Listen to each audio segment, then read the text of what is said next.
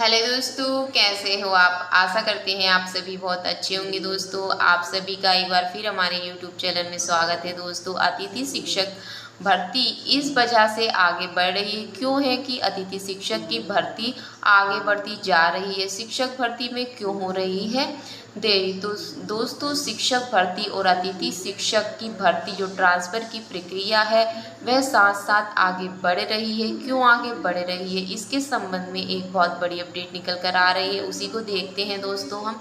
अतिथि शिक्षक भर्ती लटकाने से छात्रों की पढ़ाई पर मंडरा रहा है संकट। शिक्षकों के ट्रांसफ़र से में देरी से छात्रों की पढ़ाई पर पड़ेगा असर। शिक्षा विभाग ने शिक्षकों के स्थानांतरण की प्रक्रिया 10 जून तक के लिए टल गई है। अब 10 जून या इसके बाद ही ट्रांसफ़र आदेश जारी होंगे। हालांकि यह प्रक्रिया पहले 24 मई तक पूरी होनी थी, लेकिन विभागीय स्तर पर हुए बदलावों और तकनीकी प्रक्रिया के चलते अब इसमें देरी हो रही है। शिक्षकों के स्थानांतरण की प्रक्रिया ना पूरी होने से अतिथि शिक्षक की भर्ती भी लगातार आगे बढ़ती जा रही है। ऐसे में 15 जून को स्कूल खुलने के बाद भी शिक्षक स्कूलों में कम पहुंच पाएंगे, क्योंकि स्थानांतरण होंगे तो कुछ स्कूल खाली भी हो जाएंगे, कुछ बच्चों को स्कूल भी नहीं मिल पाएंगे। तो इस तरह से अतिथि शिक्षक और जो आपकी ट्रांसफ़र की प्रक्रिया है साथ साथ चल रही है। इसका सीधा असर आगामी सत्र की तैनाती और छात्रों की पढ़ाई पर पड़ना दिखेगा।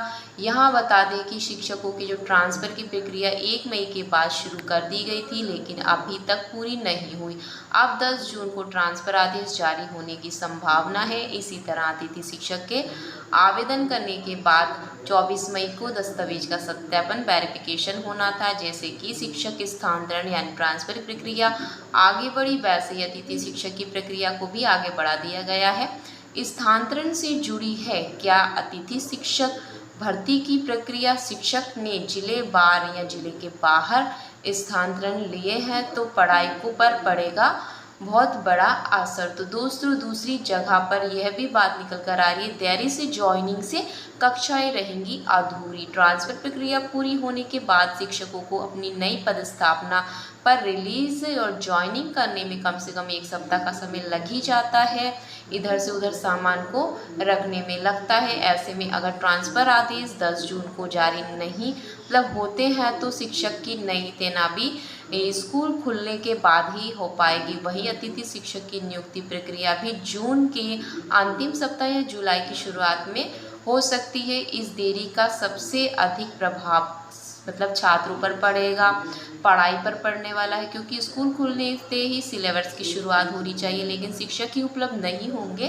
तो हर साल ये देखा गया है कि ट्रांसफ़र और दूसरी जगह का जो ट्रांसफ़र कराने के लिए आवेदन किए जाते हैं स्थानांतरण प्रक्रिया के बाद, कई स्कूलों में शिक्षकों के यानी कि शिक्षकों के स्वीकृति पद भरे जाते हैं तो कई स्कूलों पर खाली हो जाते हैं। नियमित शिक्षकों के ट्रांसफ़र के बाद ही यह तय हो पाता है कि किन स्कूलों में शिक्षक की कमी है और कहां पर अतिथि शिक्षक की ज़रूरत पड़ रही है। ऐसे में अतिथि शिक्षक की नियुक्ति के लिए स्कूलवार रिक्तियां तय की जाती हैं। तो दोस्तों, पढ़ाई पर की वजह यानी कि आपकी अतिथि शिक्षकों की भर्ती जून जुलाई तक ही हो पाती है, क्योंकि स्थानांतरण के बाद ही पता चलता है कि कितनी रिक्तियां खाली है, निकल जाता है। इससे जून जुलाई का महीना न केवल छात्रों का शैक्षणिक नुकसान होता है, बल्कि शिक्षकों पर भी अतिरिक्त दबाव पड़ता है। शासन स्तर से होती है प्रक्रिया शिक्षकों का ट्रांसफ़र व अतिथि शिक्षक भर्ती की प्रक्रिया अब ऑनलाइन व प्रशासन से होती है। ऐसे में शासन के जैसे ही निर्देश होते हैं उसी पर से प्रक्रिया होती है। वैसे प्रशासन जल्द से जल्द सभी प्रक्रियाओं को करने का प्रयास कर रहा है।